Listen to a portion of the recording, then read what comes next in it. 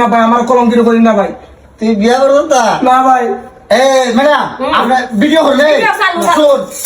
এই যে ভিডিও করতেছি জি ভাই। ম্যাডাম আপনি ভিডিওটা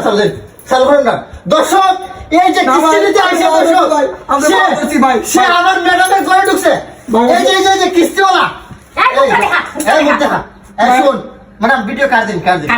এখন এই ভিডিওটা ফেসবুকে ছাড়ি তো নেই না ভাই না ভাই। তাইলে একটা কাম কর তুই এই যে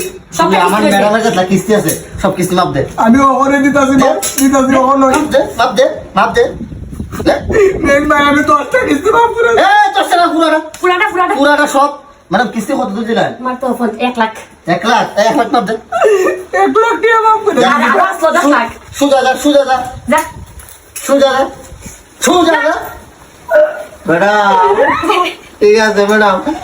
এখন 1 লক্ষ টাকা আপনার বাচ্চা আপনার জামার কাছে আরেকটা আইবো না 10 লাখ টাকা ইদারও দেয়া দিমু